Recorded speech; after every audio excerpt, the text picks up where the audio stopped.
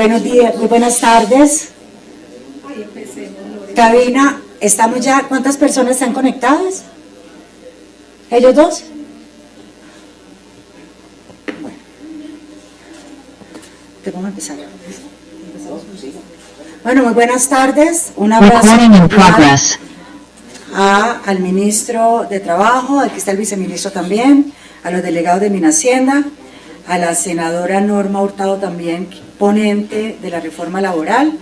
Contarles que hoy nos encontramos en el cumplimiento de la proposición aditiva número 46, en la cual estamos hoy solicitando específicamente a Minhacienda unas respuestas muy concretas, y la senadora Norma, quien también ha estado desde antes de la aprobación de esta mesa técnica solicitando unas respuestas muy puntuales frente a los artículos y el impacto y la sostenibilidad financiera y el impacto fiscal de esta reforma. También ha hecho unas peticiones muy específicas a Minhacienda que, de forma desafortunada, el día de la mesa técnica del viernes no se tenían todavía la respuesta de esos artículos, que incluso las mismas solicitudes que se han radicado a Hacienda fueron el fundamento de la proposición aditiva número 46, que vía secretaría el día de ayer el señor secretario de la comisión remitió oficialmente a Minhacienda. Entonces, el propósito de hoy, vamos a dar la palabra a los senadores de la comisión, vamos a escuchar específicamente las inquietudes por parte de los senadores y también solicitar de manera expresa sobre todo al ministro de Hacienda, al Ministerio de Hacienda, unas respuestas muy puntuales que también son fundamentales para nosotros consolidar las ponencias que se van a presentar. Tenemos plazo hasta el martes para la presentación de las ponencias como congresistas, ponentes, como los ponentes, tenemos hasta el martes plazo, y estos puntos, no solo quiero que sepa, señor ministro y Ministerio de Hacienda, estas mesas no son simplemente la reforma laboral. Esta fue una práctica que la senadora Norma, cuando era presidenta de la comisión, instauró con la primera reforma pensional, la primera de las reformas sociales que llegó aquí, que desafortunadamente pues no se continuaron, apreciada senadora Norma, y que sí nos permitió trabajar de manera conjunta en la construcción de los textos de ponencias, tema que desafortunadamente se rompió y empezaron cada bancada a presentar las ponencias y no permitió continuar con ese ejercicio juicioso articulado de escucha y también de construcción entre los ponentes, los gremios, los actores de los procesos y el gobierno nacional. Entonces, esta mesa, señor ministro, es una mesa de verdad para nosotros fundamental, porque es prácticamente la que nos va a permitir también a muchos de los que estamos en esta comisión definir la suerte del acompañamiento o no de esta reforma laboral. Entonces, senadora Norma, yo le voy a dar la palabra. Yo sé que usted ha sido muy acuciosa frente a unas peticiones formales, dos son peticiones verbales, han sido peticiones por escritos, con todas las formalidades, con el cumplimiento de los plazos de ley, con el incumplimiento de las respuestas de los plazos de ley, y creo que es muy importante también en el marco del registro de esta mesa, porque se hará una relatoría, señor ministro, tener todos los antecedentes y también tener las respuestas y las conclusiones que se han dado. Senadora Norma, te doy el uso de la palabra. Bueno, con las muy buenas tardes para todos. Un saludo muy especial, señor ministro del Trabajo. Muchas gracias por la disposición y por las buenas maneras, ministro. Tengo que decírselo públicamente. Lo otro, una bienvenida al delegado del Ministerio de Hacienda, al señor viceministro, que lo siento muy lejos, y a mí me gusta que esté más cerca. Pero sí, no tan convencido.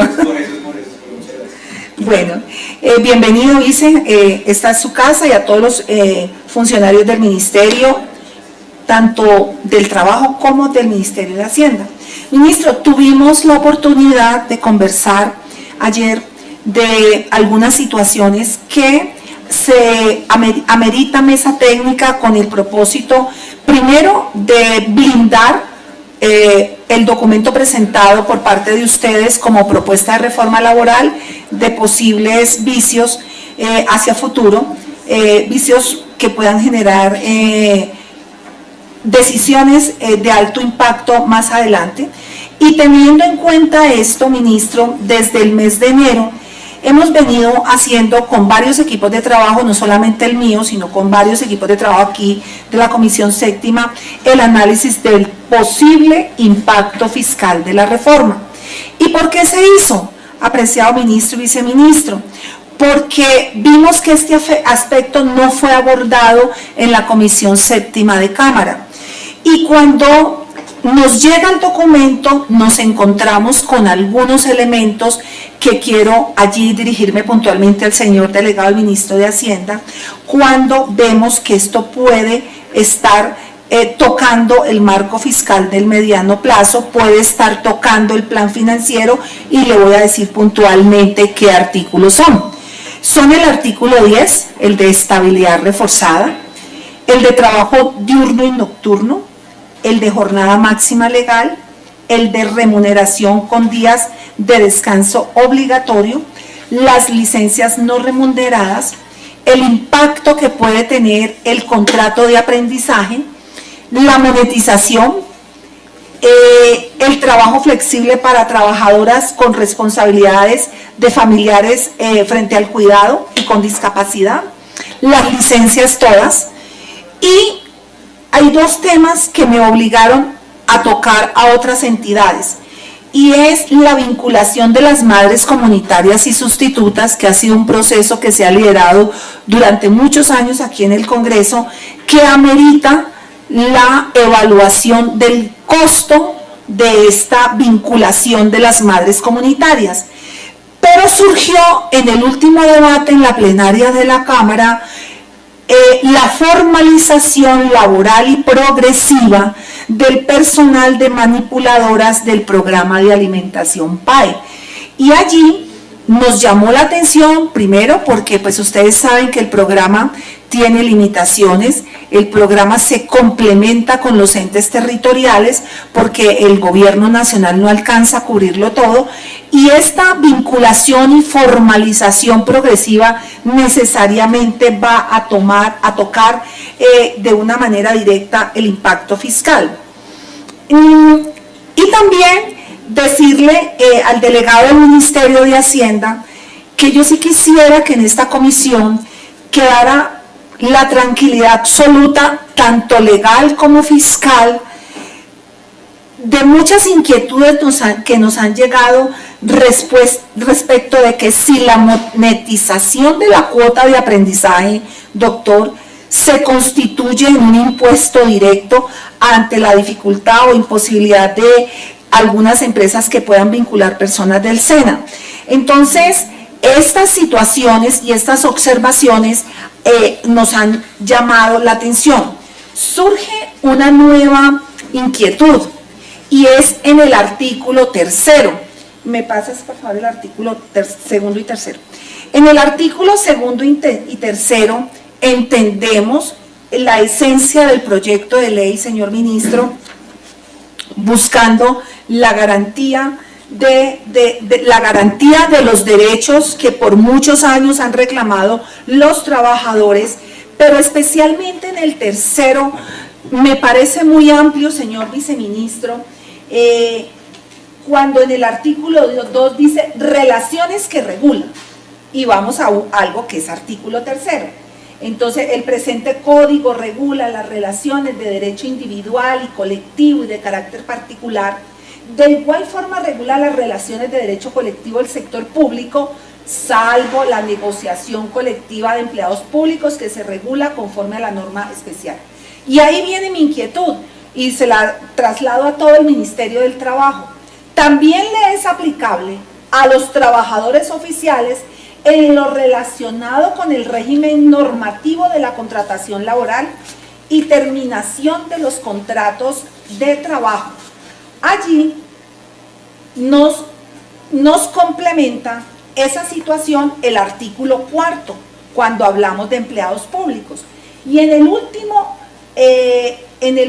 párrafo de artículo 4 termina con una expresión, dice: serán aplicables los principios fundamentales establecidos en la Constitución, ¿listo? Sí.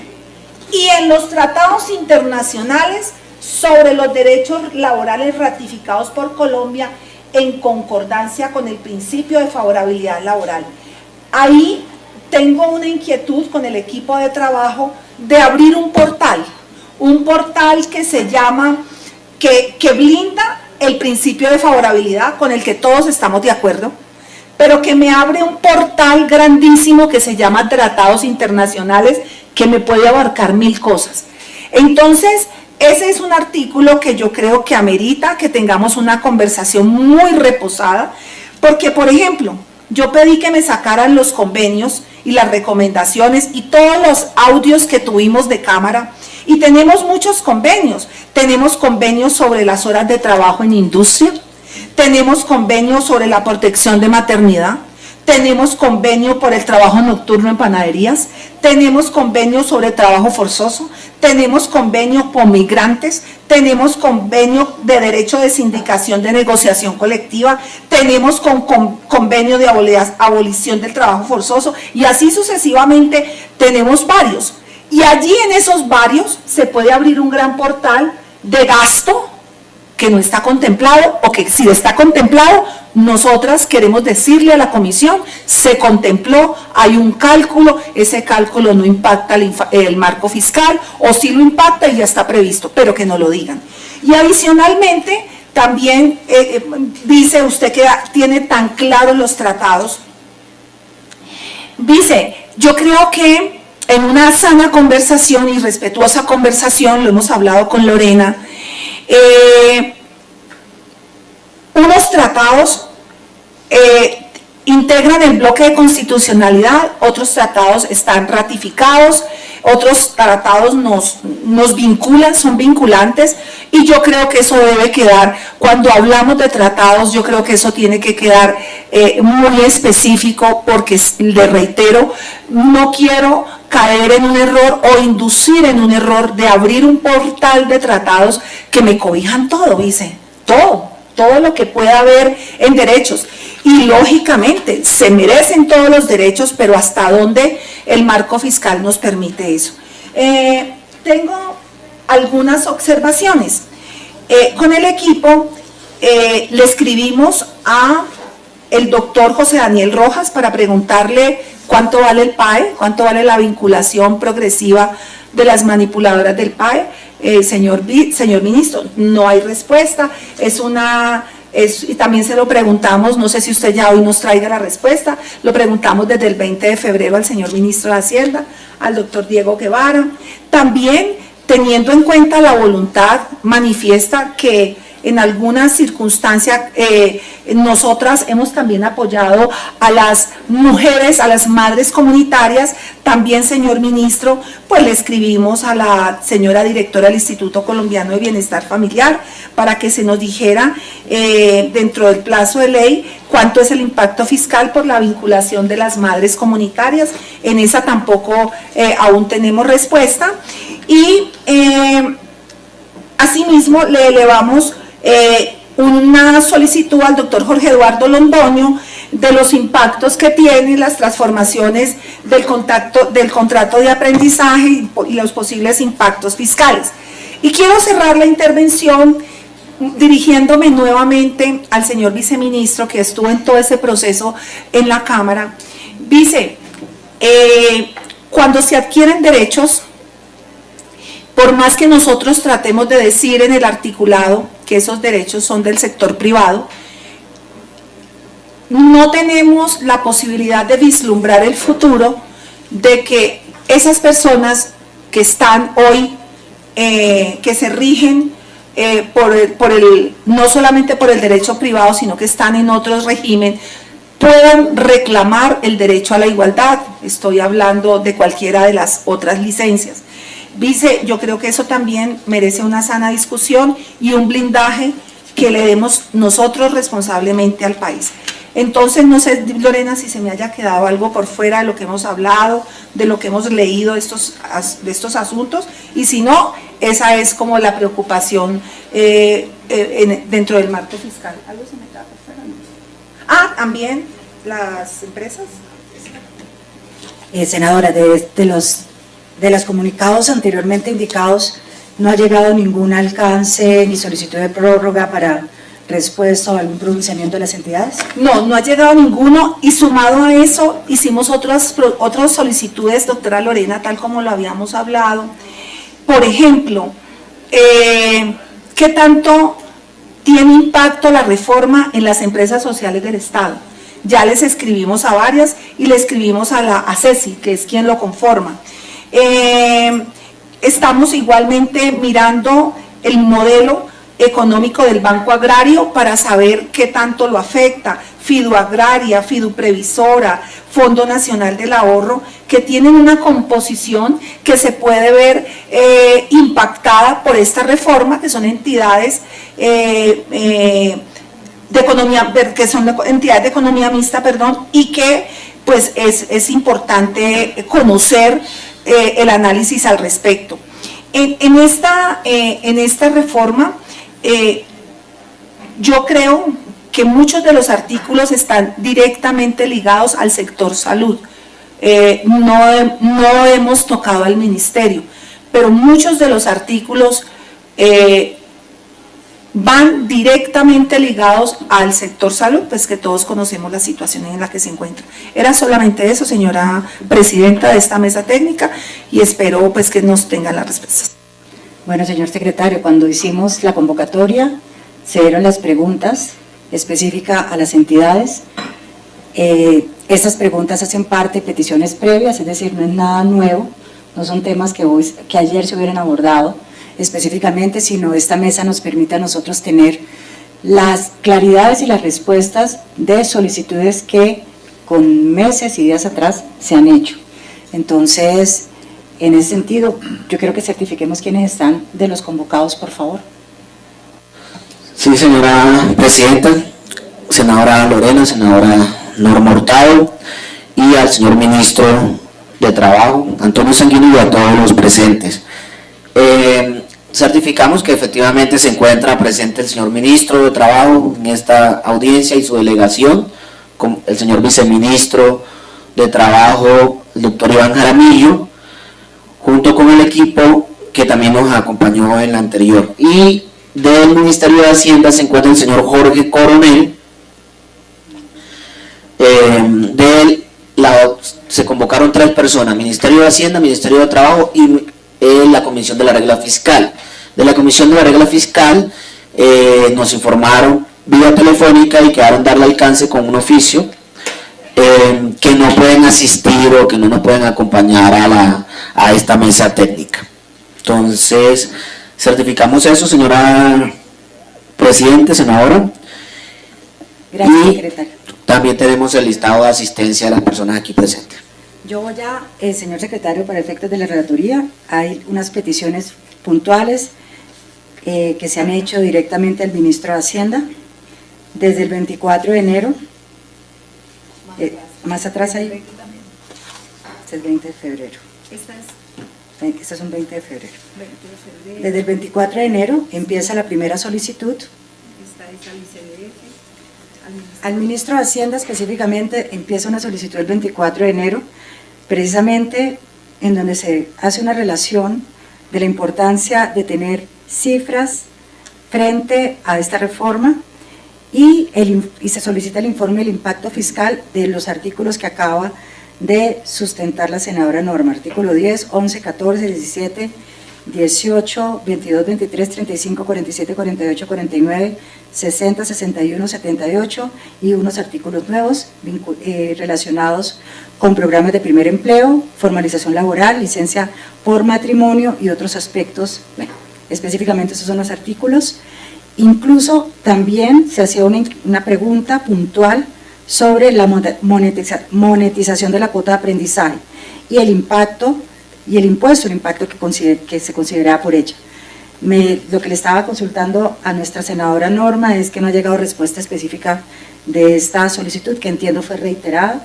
Vamos a dejar como parte también. Sí, señora senadora, también se certifica que el día de ayer se remitió vía correo electrónico la proposición donde están relacionadas las preguntas de la senadora Norma y que fue aprobada por la comisión en pleno el día de ayer. es que específicamente esta precisión es clave porque la proposición aditiva se hizo con base en las solicitudes que de hace más de 2 meses ya se han hecho por parte de miembros de esta comisión en este caso, al Ministerio de Hacienda, que en este momento no se tiene respuesta. Entonces, reiteramos y para constancia de todo, no se están solicitando temas que previamente no hayan sido solicitados mediante escrito y que ya los plazos de ley están más que expirados. Sin embargo, para dejar también la claridad, señor ministro, como le dije, usted llega ya con todo un proceso andando. Estas son solicitudes válidas, son las solicitudes mínimas que como comisión responsable, en este caso la senadora Norma, que siempre ha sido muy acuciosa con el tema fiscal y el tema del impacto y la sostenibilidad financiera de las distintas reformas que han llegado, esa fue la preocupación y por eso, para efectos de no generar una situación que no tuviera manejo por parte de la comisión y por parte también de quienes deben dar respuesta, estas no son solicitudes nuevas, es la reiteración de la reiteración a solicitudes que se han hecho directamente por parte, en este caso, de miembros de la comisión. Se encuentra también una solicitud que el 20 de febrero la senadora Norma envía al Ministerio de Educación Nacional, como lo hablaba ella ahorita, con todo lo relativo al programa de alimentación escolar y el impacto. De nuevo, también en esta misma solicitud, en esa misma línea de solicitud se hizo al Ministerio de Hacienda el 20 de febrero, me indica la senadora Norma que tampoco se dio una respuesta directa de esta petición, y al ministro de Hacienda el día 19 de febrero se le remitió la reiteración. Entonces es importante dejar estos elementos sobre la mesa, señor ministro, y como sé que está el delegado del Ministerio de Hacienda, de todos modos hay unos marcos de ley, unos plazos que se dan por parte también de la ley quinta y también específicamente, aquí hay una petición formal, específicamente también en el marco de la ley 819 sobre el análisis del impacto fiscal, que este tipo de proyecto específico tiene que tener la mayor claridad para tomar cualquier decisión. Entonces, señor ministro, le colocamos sobre la mesa porque esta es la preocupación que nos tiene en esta mesa y poder tener respuestas a estos interrogantes nos permite avanzar. Mil gracias, senadora Lorena Ríos, quien preside esta mesa técnica. Muchas gracias, señora senadora Norma Hurtado. Saludo pues a mis colegas del Ministerio del Trabajo. Aquí está el viceministro, aquí está el director de Derechos Fundamentales, el doctor Pavel Santo Domingo. Están 2 asesores de mi despacho. Está un delegado del despacho del ministro de Hacienda, el doctor Coronel. Y por supuesto saludar a todos los que nos siguen hasta ahora en esta importante mesa de trabajo. Primero saludar, digamos, estos espacios, yo creo que son absolutamente necesarios para poder acumular y recoger la información, formular las preguntas, responderlas adecuadamente por parte del gobierno y de los distintos ministerios. También, por supuesto, para que vayamos decantando también el debate que luego llegará formalmente a la Comisión Séptima. Esperamos que eso ocurra la próxima semana. Y precisamente por esa razón, yo en lo personal me he dispuesto, digamos, a acompañar estos escenarios de discusión. Quiero decirle, doctora Norma, que no es ninguna excusa, por supuesto. Ustedes son testigos de los cambios que han habido en los ministerios y eso, por supuesto, nos obliga, digamos, a trabajar a marchas forzadas, ¿no? Sin ningún tipo de dilación, respondiendo las inquietudes muy legítimas y muy oportunas que ustedes nos plantean. Y yo personalmente hoy tuve la ocasión de hablar de nuevo con el ministro de Hacienda.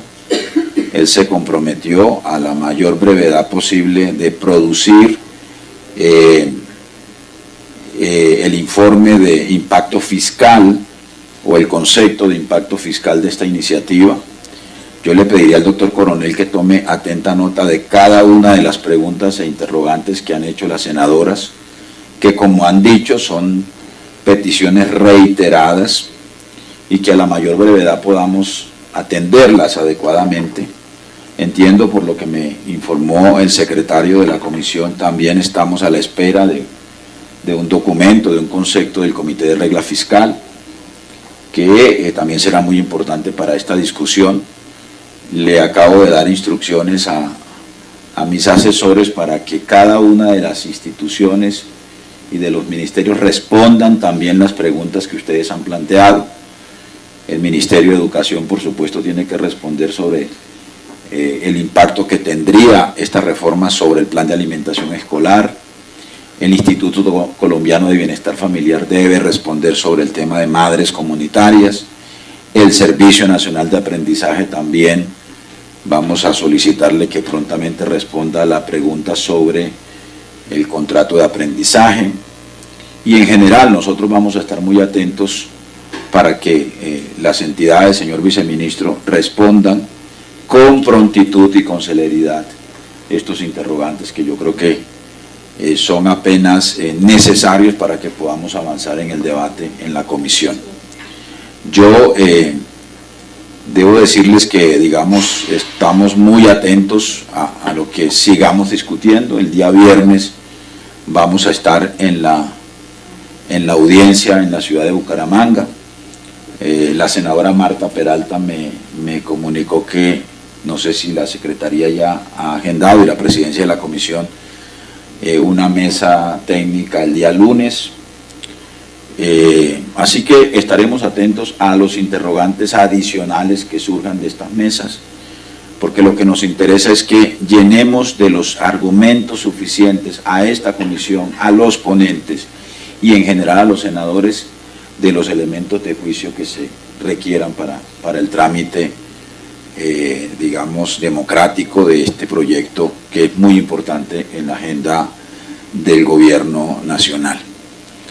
Yo desafortunadamente tengo que ausentarme, pero quería venir a expresarles nuestro compromiso, digamos, con ustedes, pues instalar esta mesa técnica, y por supuesto aquí queda pues del más alto nivel funcionario del ministerio. Está el doctor Jaramillo, que es el viceministro que ha estado acompañando esta discusión, que tiene la memoria de todo este debate, por supuesto que tiene y goza del carácter, digamos, de decisión y de opinión oficial del ministerio, y por supuesto el doctor Pavel Santo Domingo, que también está acompañando como director de Derechos Fundamentales este debate.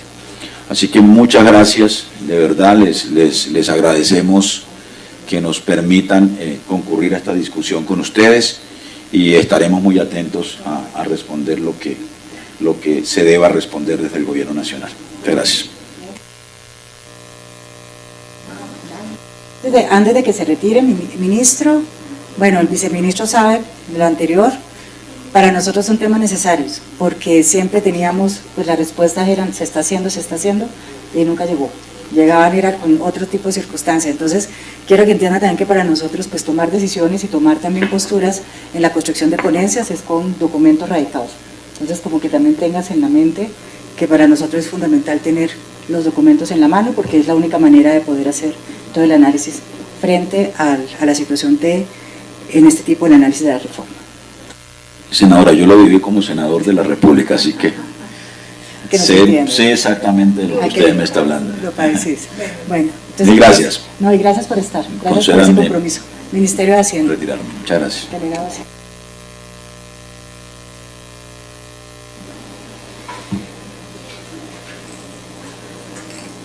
Bueno, muy buenas tardes. Un saludo muy especial a las honorables senadoras por la convocatoria a esta mesa técnica que permite ampliar los debates y las reflexiones sobre la reforma que está haciendo tránsito.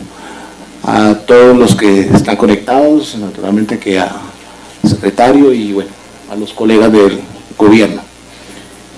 En primer lugar, debo decir y reiterar algo que acaba de decir el señor ministro, que en conversación con el ministro de Hacienda, el doctor Diego Guevara, hay un compromiso por parte del ministro de Hacienda de emitir a la mayor brevedad posible el concepto sobre lo que significa la reforma laboral, en el marco no solo de los cuestionamientos que nos han nos han hecho, las preguntas que nos han enviado, sino también en algunos elementos que consideramos pues vale la pena sumarlo como un insumo para el debate. Por lo tanto, entonces, el mensaje del ministro es, el compromiso de él es emitir ese concepto a la mayor brevedad posible, incluso tratando de él mismo venir a presentarlo, dada la posibilidad que se ven de las diferentes agendas que hay tanto en el ministerio como ustedes aquí. Ese es el primer punto. Pero en el segundo punto pues voy a hacer algunas referencias y debo decir que entonces se está haciendo trámites, se está analizando los diferentes insumos que llegan de las direcciones para poder construirlo, pero debo decir algunos elementos que pueden servir como, digamos, algunas ideas preliminares, y creo que entonces me puedo referir a algunas cosas como esta. Naturalmente que tengo que ir a la evidencia empírica y a lo que tenemos el día de hoy. Partimos del hecho de que la reforma lo que busca es la recuperación de derechos que se perdieron en un proceso anterior o procesos anteriores. Partimos de ahí.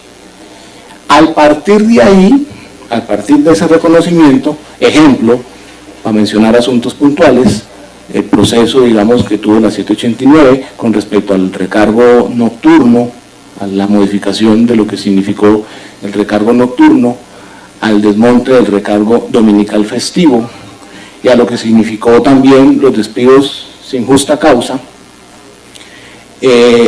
Esos hechos fueron analizados por diferentes grupos de investigación. Desafortunadamente la ley dejó la creación de una comisión que no fue creada, que era la que nos permitiría, senadoras, a ustedes y a nosotros, si se hubiese creado esa comisión de verificación y seguimiento, pues tener el balance de lo que esa norma se había generado en materia de las medidas que fueron implementadas allí. Como no se creó, hoy quedamos, digamos, un poco expuestos a lo que la academia y los centros de pensamiento realizaron en función del análisis de esa reforma. Lo que tenemos por parte de todo eso, a partir de esos estudios académicos, es, pues primero que desde el punto de vista del compromiso de la norma no se genera el empleo prometido como una meta. El viernes hice una consideración, espero haya tenido buen recibo, esa consideración, invitando simplemente a tener en cuenta que esta reforma, las reformas cualquiera y de cualquier gobierno, deben buscar la creación de las mejores condiciones del trabajo en función del derecho y no necesariamente perseguir el empleo. Espero esa frase sea bien comprendida en el sentido de que el empleo está en la actividad económica, está en las dinámicas que se dan, o sea que el empleo no necesariamente está en una reforma, porque se ha creído que simplemente al mover los costos laborales se crea empleo, lo cual con la 789 y los estudios que hicieron diferentes académicos demuestra que no, ya es evidencia, por lo tanto entonces ese camino deberíamos no perseguirlo, sino tratar de crear condiciones de empleo, ¿sí? Condiciones laborales dignas, justas, como le queramos llamar, inclusive a la luz de los diferentes tratados que hemos firmado, pero no necesariamente preocuparnos por el tema de la creación de impuestos del trabajo. ¿En dónde sí nos debemos preocupar eso? En las otras discusiones, en la política de reindustrialización, en los planes de desarrollo, allá discutimos esos temas porque está probado que el empleo se genera por las diferentes actividades económicas. Entonces, dicho eso, debo continuar diciendo entonces que los estudios que hoy tenemos y que tiene la comisión y que tenemos el gobierno para poder hacer análisis frente a eso, además de las cifras oficiales, es que la reducción de los recargos nocturnos, dominical festivo y por ejemplo, la flexibilización de la despidos sin justa causa no generaron impacto fiscal. Si eso fue un hecho ya o es un hecho ya y es una evidencia empírica, uno podría un poco desde ahí interpretar que no necesariamente hoy recuperar esos derechos perdidos pues van a generar impacto fiscal. Y me estoy refiriendo a 3 puntos no más de aquella reforma. En ese sentido, lo que estamos nosotros, digamos, además de lo que acabo de mencionar, analizando, pues son otro conjunto de elementos que están en la reforma. Es decir, mirar el tema de las licencias, mirar el tema de, mencionaba la senadora ahorita, el tema de madres comunitarias, al final mencionabas también el tema de los descansos obligatorios. Puedo decir de manera muy preliminar, que no necesariamente hay un impacto ahí, pero bueno, estamos revisando todo eso en función lo del PAE. Entonces estamos, digamos, revisando ese conjunto de elementos, porque pues eso se vuelve un asunto incluso hasta complicado para la consecución de información. Ustedes seguramente saben lo que significa recabar la información de diferentes entidades para empezar a construir lo que significaría los famosos impactos. Entonces, en ese sentido, pues, terminaría diciendo que pues estamos revisando lo que nos compete, nos han pedido, y del liceo una idea sobre lo que significaría desde los estudios académicos que hay, insisto en eso, los estudios académicos que hay y que han demostrado que no necesariamente se generan los impactos por ahí, simplemente como un elemento que hoy está sobre la mesa. Y termino simplemente diciendo lo siguiente, no es necesariamente una cifra. Hay quienes dicen la reforma elevará los costos laborales. Ese puede ser una frase que es probablemente cierta, pero no necesariamente es para todos, porque, por ejemplo, el recargo nocturno, si nos remitiéramos, por ejemplo, al estudio del Banco de la República, que pues mucha gente lo cita y lo utiliza como un elemento también sustantivo para el debate, pues al recargo nocturno el impacto estaría sobre 1.4 millones de trabajadores, por ejemplo. Entonces no es para el 22, 23 millones de ocupados, sino es para una parte de ellos y no necesariamente son todos. Y lo segundo, bueno, y esos trabajadores no son públicos, la gran mayoría pues están al sector de, por ejemplo, servicios, comercio, entonces están bien identificados si lo miramos sectorialmente.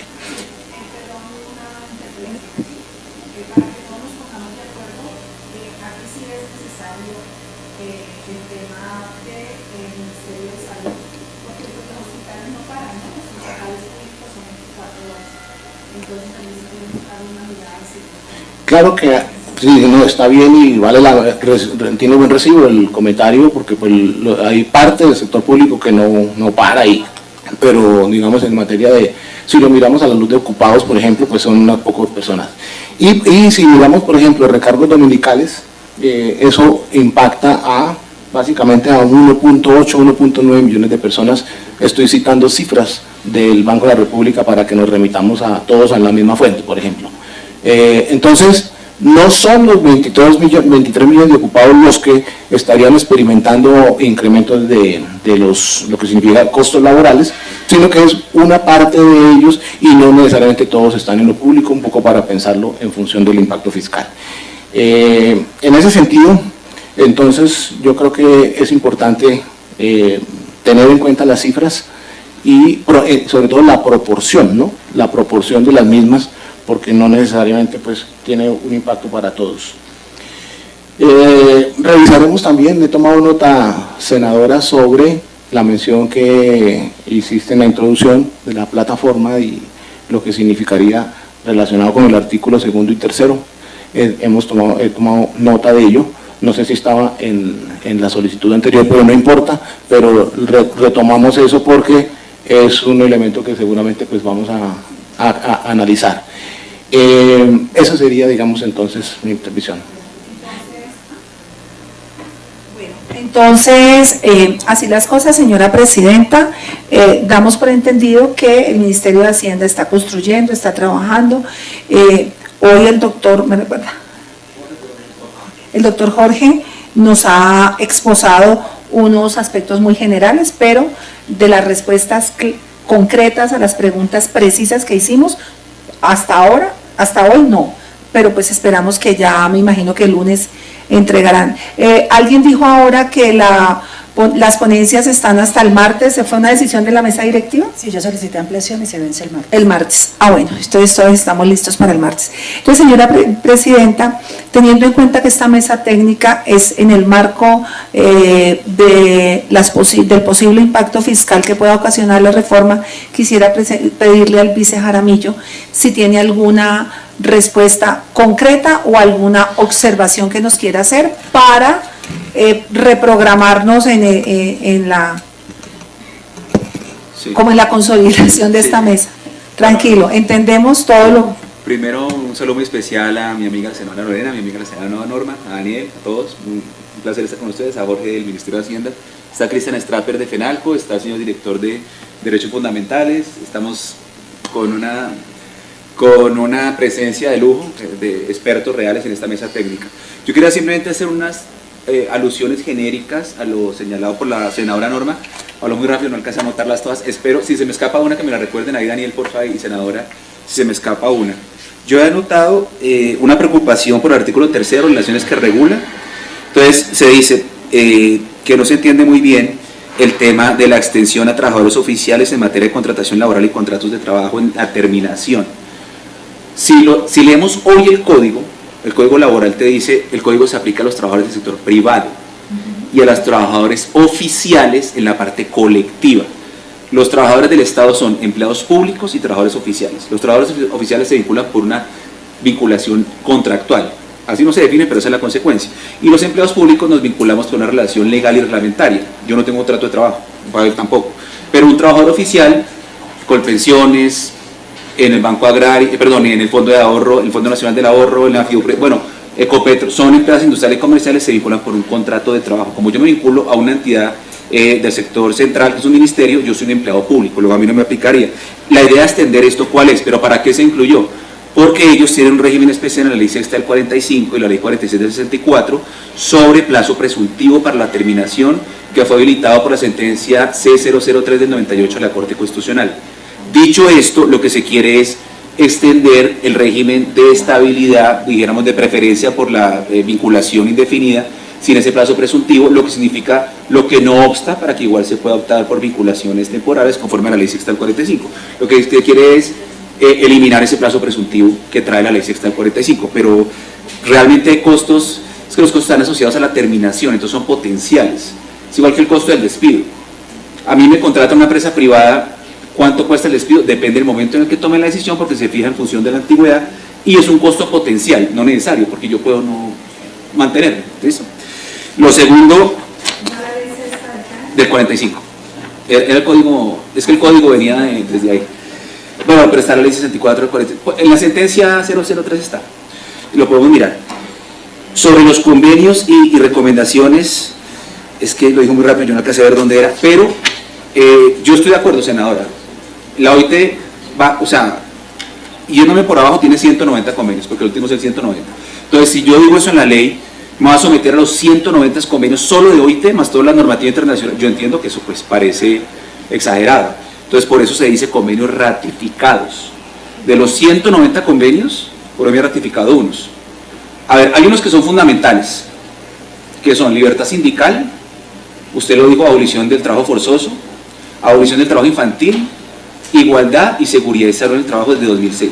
Esos convenios fundamentales, si los países hacen parte de OIT, así no ratifiquen esos convenios, por ser parte de OIT tienen que respetarlos, porque el mundo, la sociedad globalizada conviene que esos 5 principios son fundamentales, y si yo hago parte de OIT, así yo no ratifique, yo tengo que respetar esos 5 convenios.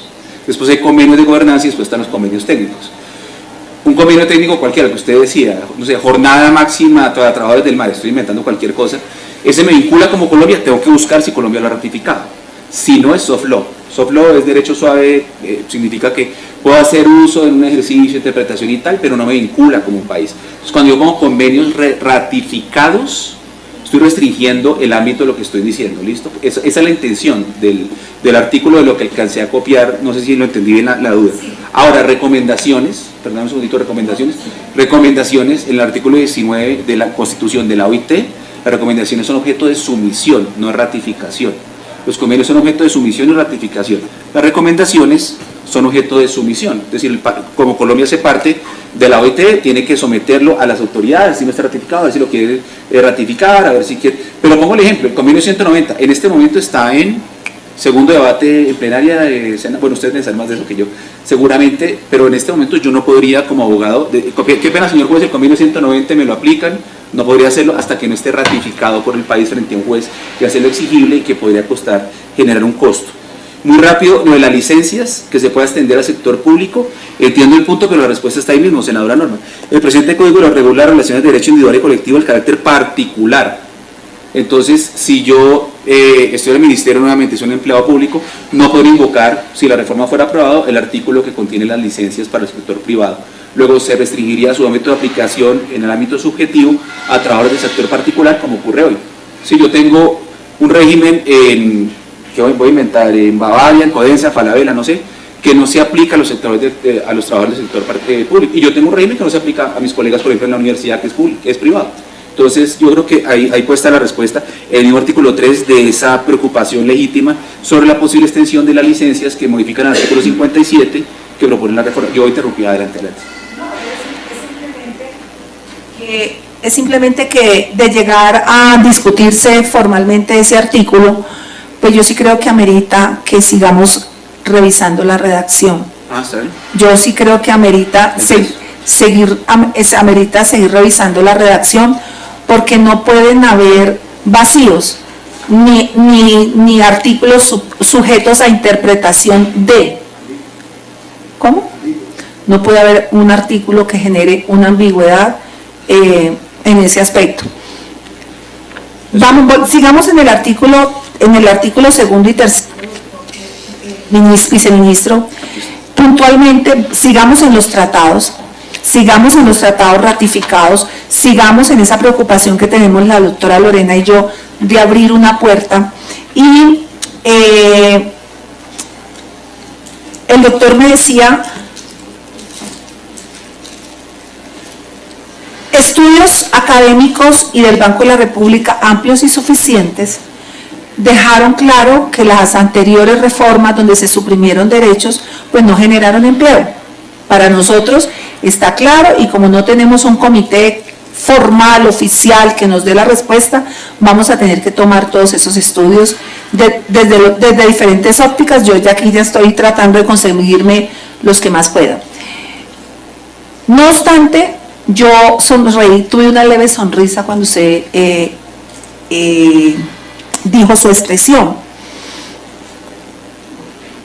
Tomamos la decisión familiar de que en estos 3 meses, por razones económicas, no vamos a ir a cine y tampoco vamos a ir a comer hamburguesas los domingos, ni vamos a ir a las pizzas, que era, digamos, algo que los muchachos habían ganado porque van muy bien en la universidad, porque tienen muy buenas notas, por muchas cosas, pero lo vamos a retomar dentro de 2 años. Eso me implica un gasto. Los derechos cuestan. O sea, el hecho de que no se generó empleo, el hecho de que no se hizo el comité, que las cifras tenemos que tener como base, el retomar el otorgamiento de esos derechos. Nosotros estamos de acuerdo en los horarios nocturnos, nosotros estamos de acuerdo en que los dominicales y festivos se liquiden al 100% del salario mínimo, pero el retomar eso, doctor, yo sí creo que eso tiene un costo, por más que no se haya cumplido lo que se propuso en aquel momento. Entonces tuve una leve sonrisa y quiero de pronto que el viceministro un poco más sereno me cuente qué cálculos están haciendo para retomar los derechos que ustedes proponen reincorporarle a los trabajadores colombianos. ¿De jornada nocturna estamos hablando específicamente? Listo. La versión... Y en tratados. Bueno, listo. En tratados, sino que él fue solicitante. No, está bien. No los pagué, entonces, pues no generaron. Así tan apresurado con eso. Pues, bueno, aclarando nuevamente, está en el parágrafo del artículo 46 de la ley 789, la comisión que a los 2 años debía haber evaluado y no se evaluó. Digamos que en eso es pacífico y no hay mayor debate porque es un hecho. Entonces, claro, dicho esto, los primeros estudios que hicimos nosotros sobre la modificación de la jornada nocturna estaba se corría el modelo con las 6 de la tarde, que era la propuesta inicial, es decir, pasar de las 10 de la noche, que era la ley 789, después la ley 1846, bajó de 2017, bajó a las 9 de la noche. Hoy estamos en 9 de la noche como iniciación de la jornada nocturna. La propuesta actual está morigerada, la que ustedes tienen allí como ponencia. Primero, es desde las 7 de la noche, segundo es 6 meses después de la aprobación de la ley, ¿sí? Con el artículo que yo he aprobado, si fuera esa la situación, y si fuera esa la situación, nosotros hicimos ese cálculo a través de UGPP, la Unidad de Gestión de Pago de Pensiones y Parafiscales, que tiene una data que permite hacer cálculos, y nosotros encontramos que con esa modificación el 92% de la fuerza laboral no modifica su jornada diurno, nocturno, solamente el 10% la termina modificando. En sectores específicos que están allí relacionados en la exposición de motivos, hotelería, comercio, restaurantes, vigilancia, pero hay un plan de, perdón, en el artículo más adelante 34, hay una propuesta, un programa de economía nocturna que pueda gestionar esta situación y podamos tener programas específicos de apoyo a los sectores que tendrían una modificación de las condiciones. Aprovecho ahí para un paréntesis pequeñito. En el parágrafo del artículo que modifica el 22, que es el de justamente el de horas extras, se aclara que para vigilancia y norma especial, la ley 1920-2018, y para salud también se mantiene la regla especial, porque lo que usted dijo es, pues quién más que yo para saberlo. En materia de salud pues es 24/24, y si no es así pues no funciona y no sería viable el modelo de atención en salud, porque eso sí que es indeterminado, sí que requiere... ¿La vigilancia va a continuar con su reglamentación? Tiene ley 1920 Sí. de 2018. Ahí hay una discusión de si aplica la ley 2101, pero eso no creo que venga al caso. No le entendí allí, dice, cuando nos dijo de una economía nocturna. ¿Por qué le hablo? No, un programa porque, de economía nocturna, sí. Porque los Cotelco, Asobares Sí. Y Acodres de los restaurantes están Sí. querían asistir a esta mesa, solamente que no la íbamos a ampliar porque estábamos sobre el tiempo, pero buscaron a la doctora Lorena como presidenta de la mesa, las tres instituciones, Acodres, restaurantes, Asobares Una cuarta. y ¿cuál es la cuarta? No, las iglesias. Ah, Cotelco, también, ¿no? sí. El tema Sí. de hotelería. Sí. ¿Van a ustedes a concertar con la comisión alguna excepción? No, lo que trae es el artículo, es que claro, como se corrió la numeración es 37. En el parágrafo 6, el Gobierno Nacional reglamentará por un periodo de 6 meses a partir de la vigencia de la presente ley el programa de empleo nocturno a través del cual se incentivará la generación de puestos de trabajo que atiendan las necesidades de las ciudades 24 horas.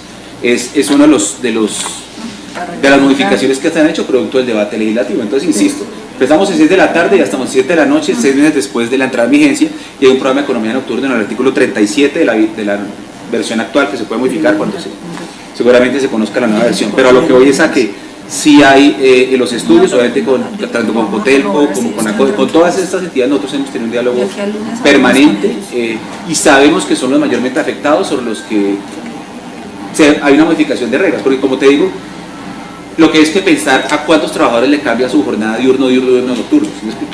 A mí, normalmente vamos a inventar de 7 a 5, que es el horario del ministerio más o menos, puedo estar equivocado, de 7 a 4, mentira. Si el ministerio fue una empresa privada, no cambia, sigue siendo diurno. La modificación no altera nada. Y esas son la mayoría de empresas del tejido empresarial del país. Hay unas que sí tienen un acento en la jornada nocturna, que son las que estoy señalando, y sería el 10% de la población ocupada, los 23 millones de ocupados que tiene el país. Bueno. Nosotros ya se ha modificado la regla inicial de la propuesta y estamos con esos dos bemoles. ¿Ibas a decir algo? Sí. Es que yo quería decir algo. Bueno. Es que no quiero interrumpir. Es que, gracias, creo que es importante tener esta consideración para el debate y todo lo que falta. La contabilidad nacional tiene las dos partes. Todo costo tiene generalmente un ingreso. Si nos referimos solamente, por ejemplo, para que hablemos en concreto, vamos al estudio del Banco de la República, que es el que todo el mundo, digamos, conoce. El estudio solamente hizo un análisis considerando lo que la reforma puede generar en función de costos laborales. en función de costos laborales. Y lo midió por su modelación, ahí entra un tema técnico, por su modelación, por los supuestos que tiene allí. Algunos lo podrán criticar, equilibrio general, etcétera. Bueno, no me meto en esos temas.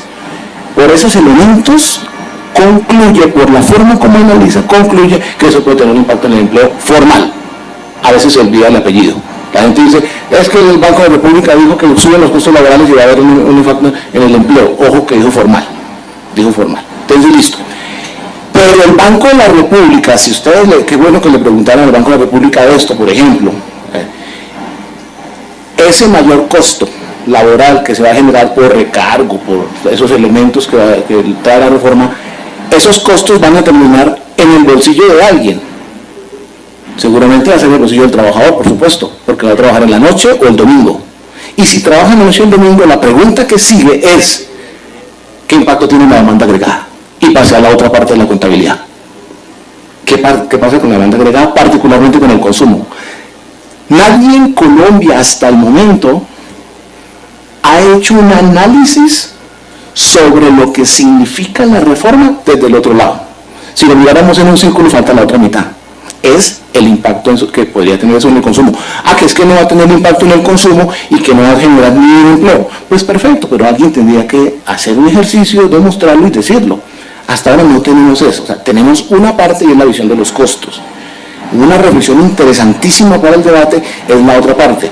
En conversaciones, por ejemplo, académicas que hemos sostenido con el banco dice, sí, es que nuestros modelos son para función de costos, no para función de ingresos. Perfecto, está bien. Nuestro estudio no iba hasta allá, está bien, no hay ningún problema. Pero entonces hay que decir que el estudio tiene un límite. La gente lo toma como si fuese una verdad absoluta y la verdad absoluta no es porque falta la otra mitad. Y es un proceso de violación a la contabilidad nacional. Y no tiene culpa el Banco de la República, no les tiene ninguna culpa, simplemente su ejercicio llegó hasta ahí porque ellos tienen ese propósito. Pero así como los otros que han intentado hacer ejercicios, estoy ya invitando a las reflexiones, ojo que esto es un ejercicio de dos partes, y es costos laborales, pero también debe haber ingresos. ¿Y qué pasa con los ingresos? Por eso es que entonces el debate sustantivo aquí es ese. Y senadora, y bueno, hay otro elemento que vale la pena, es técnico, me excusan, pero es importante tenerlo en cuenta cuando hagan las revisiones o de los estudios o de las respuestas que emitamos cualquier entidad. Ojo que las elasticidades de los sectores no son las mismas. Es decir, si usted le sube el costo laboral a un sector, no reacciona a la elasticidad, para que me entiendan, simplemente es, para los que no saben, de pronto no me entienden, simplemente es cómo va a reaccionar, ¿sí?, frente a su decisión. No todos los sectores reaccionan de la misma manera, no todos tienen la misma elasticidad. Y hay análisis que se están haciendo hoy en función de la reforma y del articulado, suponiendo que los sectores todos tienen elasticidades iguales y constantes, lo cual técnicamente no es así. Entonces hay elementos técnicos que subyacen del debate y yo creo que no se deberían perder de vista. Es simplemente una consideración para, digamos, mejorar y aumentar el debate, fortalecer. Gracias. La otra pregunta de los... No, es que no la contesté porque se me fue. Perdón. Se me fue, La posibilidad que da el artículo 3 y 4 de ampararnos en los tratados donde tenemos que, de llegarse a estudiar esta reforma aquí, tenemos que ser muy concretos en los tratados y no dejarlos en esa generalidad.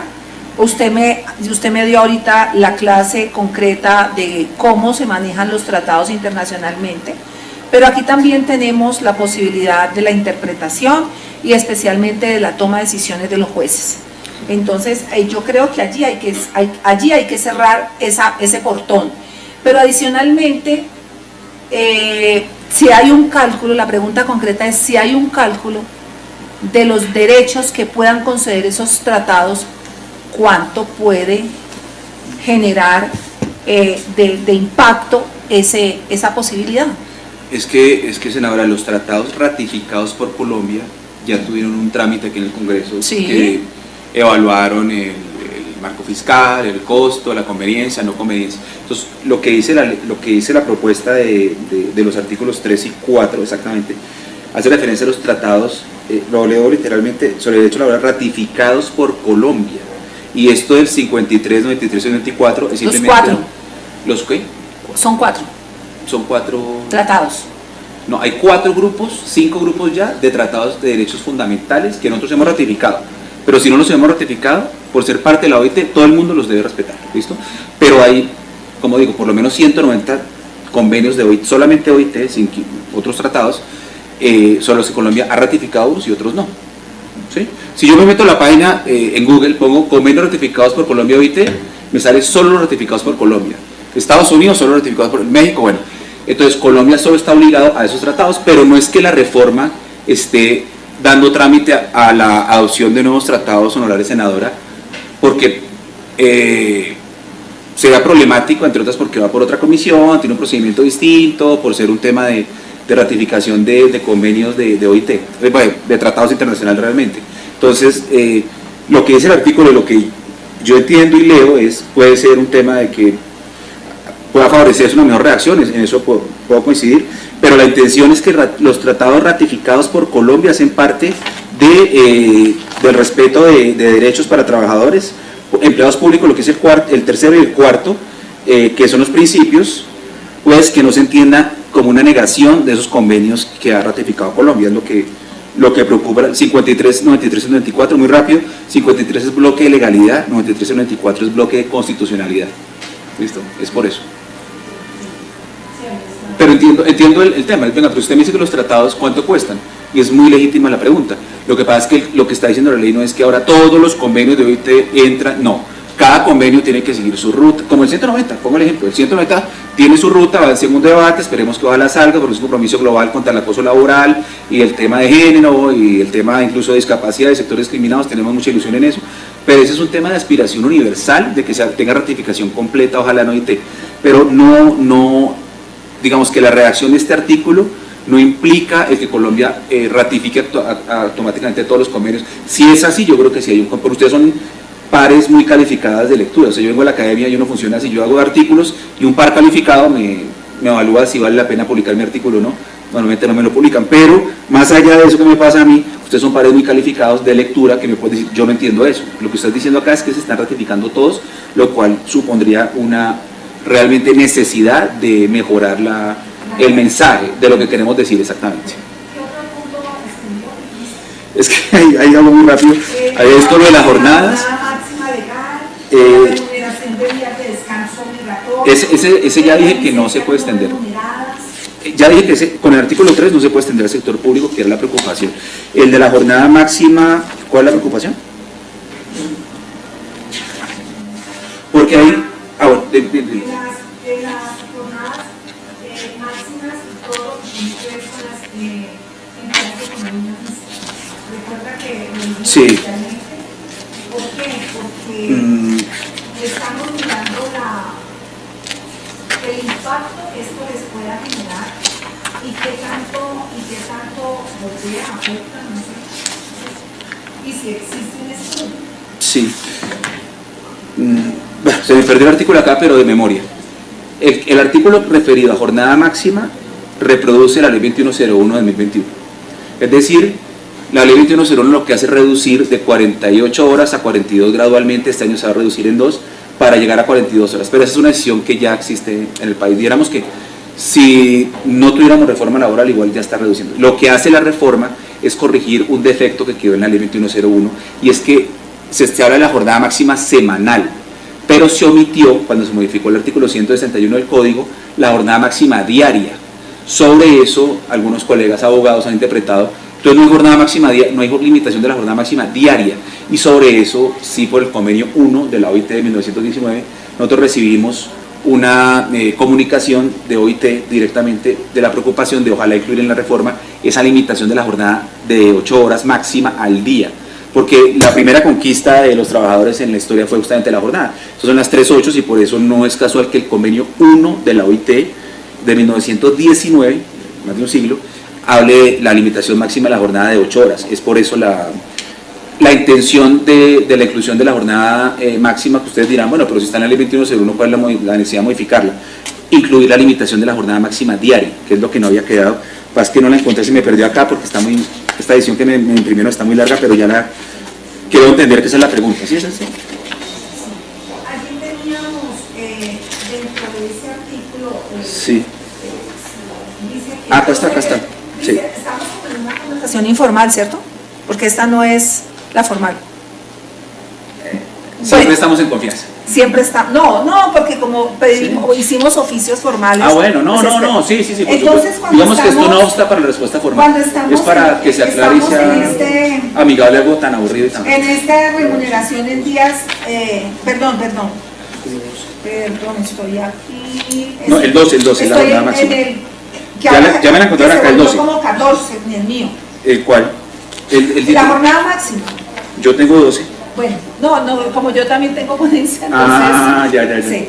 Entonces dice, los empleadores y las cajas de compensación deberán facilitar, promover y gestionar jornada semestral en la que sus empleados Sí. puedan compartir con su familia, Sí.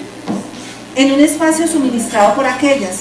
Si no se logra gestionar esta jornada, el empleador deberá permitir que los trabajadores tengan este espacio de tiempo con sus familias sin afectar los días de descanso. O sea, Sí. es un doble propósito. No, es que con la ley 2101 se eliminó esa jornada semestral familiar. Esa jornada semestral familiar es del año 17, puedo estar errado, pero es muy La reciente. están reviviendo. La idea es que, digamos, que eso que se eliminó en la ley 2101 se reviva igual que, exacto, el parágrafo 2, estamos hablando, ¿cierto? ¿Sí, señora? ¿Parágrafo 2? Sí, parágrafo 2. Ese es. Entonces, Lorena, es había que- dos cosas. Había la jornada de las empresas de más de 50 trabajadores de 2 horas semanales. De la ley 50 al 90, del artículo 21, que eliminó la ley 2101 y eliminó esto de la jornada de la familia. Ajá. Lo que se trata de esto es de incluir la limitación de la jornada diaria y dar incluir la jornada de la familia semestral. De memoria se incluyó en plenaria de Cámara, puede ser, bueno, sí, pero sí, la idea de revivirla, que estaría con la reducción a 42 horas. Esto no va a ser ahora. Y, Sí, bueno. y yo lamento la premura que tiene el gobierno. Esto no va a ser esta tarde, Tranquila. pero usted me ha nombrado y nosotras hemos estudiado con el equipo. Además, Lorena no estuvo en ese momento. Yo aprobé la 2101 Ah, bueno. en comisión séptima. Hizo parte del trabajo que se hizo en esa comisión. Yo creo que es una de las leyes que yo más, en la que más analizamos el derecho comparado. Gracias. Y la acompañé, no recuerdo si fui ponente, no fui Chavarría y Cristancho, sí. Pero yo tengo, y usted ha nombrado mucho la 2101, y yo quiero pedirle algo. Yo ya tengo mi cuadro, y se lo estoy compartiendo ya a la doctora Lorena. Sus licencias, sus jornadas, ¿usted tiene claro cuánto finalmente va a quedar la jornada productiva de este país con todo lo que hay en esta ley? ¿Usted ya tiene las horas? O sea, el ministerio de ustedes ya tiene las horas. Pues, Yo hice mi cuadro, puede Sí. que mi cuadro esté errado, Sí, puede que el mío esté errado, porque es que esta reforma pasa por la competitividad del país. de acuerdo. Ustedes están en un proyecto político que fue el que ganó y que yo siempre he sido clarísima. Ustedes ganaron la presidencia con un proyecto político. Yo también tengo otro proyecto político, Lorena tiene otro proyecto político y aquí los compañeros tienen otro proyecto político. De todas las licencias que entran a la comisión, está claro la jornada productiva, está claro las horas productivas. Ese cuadro ustedes ya lo tienen, el delegado de Hacienda. Para parte de seguramente las respuestas que daremos y creo que ahí plantean un debate interesantísimo, creo que eso abre un debate interesantísimo sobre el tema horas, Productividad. para allá voy, justamente para allá voy. Ojo que entonces nosotros en Colombia la productividad nos tocó cambiar la forma de medición, porque la forma como lo hacíamos no nos está incluyendo todo lo que significa horas. Y una cosa es horas trabajadas, horas en producción, hay una clasificación dentro de la categoría horas. Entonces, hablar en la generalidad pues digamos que eso llevó al DANE, estoy hablando del DANE, a que entonces la productividad total de los factores ya no fuese, senadoras, ya no fuese, la PTF no fuera, la productividad total de los factores, el indicador sustantivo para la negociación de salarios, que era el que teníamos siempre. ¿Cómo aumentamos salario? Para decirlo rápidamente, tomamos en consideración, pues como dice la norma, inflación y productividad. ¿Cuál productividad? Técnicamente la productividad total de los factores. Como se probó en la comisión de concertación que la productividad total de los factores no era el mejor indicador para medir productividad, hoy el DANE, por fortuna, nos presenta 3 indicadores más. Y a partir de eso, de esas discusiones, es que la comisión ha venido haciendo procesos de concertación. Entonces, el tema de las horas es bien sustantivo en este debate, claro, y nosotros lo estamos asumiendo no solo desde la perspectiva de la reforma laboral, sino nos implica desde algunas otras reformas también. Sí, entonces, pues no va a ser el momento, doctora Lorena, es larguísimo, Sí. pero nos retrotraemos al 2101, pasamos por la OCDE y pasamos por esta reforma, ¿ok? Sí, no, es que la tendencia global es a la reducción de los tiempos de disponibilidad. Ya España está bajando a 37.5, el convenio 47, 1935, la OIT habla de 40 horas a la semana. Hay una tendencia global, dijéramos, en la que se inscribe la ley 2101, por supuesto, y la orientación de esta reforma, la lectura que podemos dar de la tendencia, lo que suscribo lo que dice el doctor Coronel el nuevo entendimiento de productividad en un esquema con digitalización, bueno, con otra realidad. Pero estoy de acuerdo, senadora, que es un tema. Entonces vamos a dejar sobre la mesa la 2101 Anotar. versus El 12. perdón, sí. El 13 de ustedes, 14 de ustedes. Sí, es que los números se van corriendo, es una arteria. Sí, coronel. Ok, listo. Bueno, entonces. Perdón. Un apunte nomás.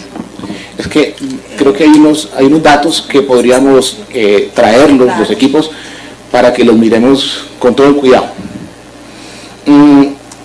Creo que para esta discusión vale la pena empezar a considerar lo que ha significado, por ejemplo, qué ha pasado con los ingresos de los trabajadores, por lo menos en los últimos años, y qué ha pasado a la luz de lo que acaba de comentar de el consumo de los hogares y el comportamiento de la demanda. Ahí ya hay datos, y por fortuna ya salió el dato agregado de 2024 para poder mirar año completo. Ahí hay un elemento sustantivo, porque se está dando a la luz de una situación que no habíamos tenido en Colombia por mucho tiempo. ¿Me explico?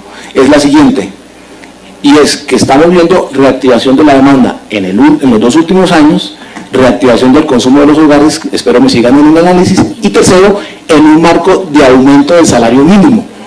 Eso creo que es importante traerlo aquí, porque la discusión dada a la luz de la reforma, que es aumento de costos laborales, aumento de salario, el salario es un componente, lo que estamos viendo es que entonces el salario parece que sí reactivó, es una hipótesis, porfa, el salario parece que reactiva el consumo de los hogares, según nos dijo el DANE hace 15 días, pero no produce unos efectos sobre los cuales había miedo, y era que produjera o desempleo o inflación, y el desempleo se reduce por la serie original, o serie estacionalizada, por donde el MIR se reduce, y se reduce la inflación, todo el mundo sabe, venimos del 13.3, digamos en el 5.2, y va para el 3.6, según las estimaciones por lo menos de Hacienda para este año. Entonces, hay un elemento ya fáctico, por lo menos, que sería interesante incorporarlo a la reforma, porque la reforma lo que está diciendo es aumento de costos laborales, ¿qué puede pasar? Ese es el impacto, esa es la gran pregunta que siempre tenemos, pero ya Colombia tiene un aumento de salarios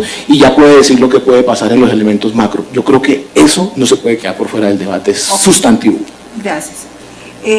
Vice, bueno, ya dejamos todas las licencias aparte.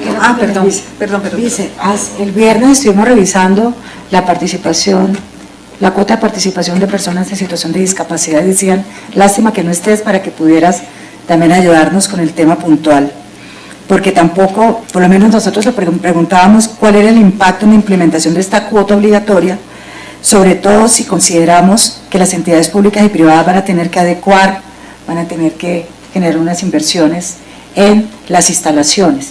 Y aquí hubo todo un debate interesante, estuvieron unos académicos explicando que hay un nuevo concepto de poder entender la discapacidad, pero en ese sentido sí quiero preguntarte a ti, porque yo me imagino que ha sido un interés también el poder comprender esa parte. Sí, no es yo seguí la audiencia, escuché al doctor Campo Elías, bueno, por el ministerio esto el doctor Campo Elías, el doctor Barco era otra persona que intervino, Campo Elías Vaquero del ministerio, el doctor Barco es Carlos Barco, yo lo conozco, es un abogado, y había muchos representantes del sector empresarial.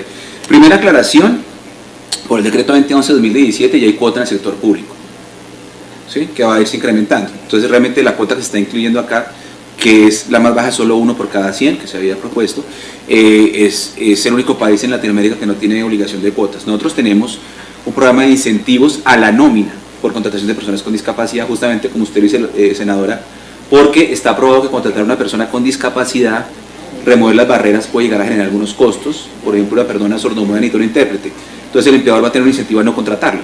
Por eso damos un incentivo que es el más alto, del 35%. Si el señor o la señora llevan 4 meses sin altas en seguridad social, se aumenta el 10%, es decir, casi el 45% el mínimo, para estimular la contratación de personas con discapacidad. Eso es un programa que ya está en el decreto 533, andando, de 2024, ya tenemos casi 700.000 personas, no solo discapacitadas, sino jóvenes, mujeres y hombres mayores de 28 vinculados. Realmente el impacto es solo para el sector privado, insisto. Vi en el debate mucha preocupación, sobre todo de los representantes del sector empleador, por los niveles de formación de las personas con discapacidad, pero es lo mismo del trabajo, es decir, es que mis clases en la universidad no las puede escuchar una persona sordomuda, y es una universidad acreditada y que tiene todos los estándares, y no podría ir a mi clase, porque no me podría entender, y yo tampoco cometo ese pecado de haber aprendido a hablar idiomas extranjeros antes de hablar lenguaje de señas, que es un pecado que yo cometí. Pero más allá de eso, digamos que los canales de porcentaje es la menor de toda la región, que quedaría así, pero quedaríamos como, digamos, alineados a la tendencia global de incorporar cuotas, en este caso muy moderadas, de contratación de personas con discapacidad. Ya el tema de formación, pues no me gustaría poner en primera persona porque no parece gentil y decir, pero mire que yo sí, no se trata de eso. Se trata de mirar globalmente, aquí el doctor Campos dio unas cifras muy interesantes, pero si ustedes leen la reforma completa, senadora, está llena de obligaciones que no cuestan un peso. Es que eso no lo tenemos definido, es que esa es la preocupación que sin cifras. Mira, porque y usted ha estado con nosotros. Todo el tiempo. Yo he dicho, yo de verdad, hoy decía en varios espacios, qué tristeza que no hayamos tenido la posibilidad de tener esas conversaciones previas. ¿Sí? Creo que no es un tema ni siquiera de querer tomar una posición como senadores o no, porque aquí es una práctica que hemos tenido, es que no es la reforma laboral, la reforma es la tercera. Cuando empezamos con la reforma pensional tuvimos estos diálogos, ¿cuánto fue, Norman? ¿22? Sí, no. Sí. Fueron aquí, Daniel, hasta 22. las 12 de la noche estuvimos acá. Claro, entonces, ¿qué permitían esos diálogos? La claridad incluso, y incluso fuimos tan cuidadosos que mientras no estuviera el aval fiscal oficialmente expedido, no avanzamos en el debate.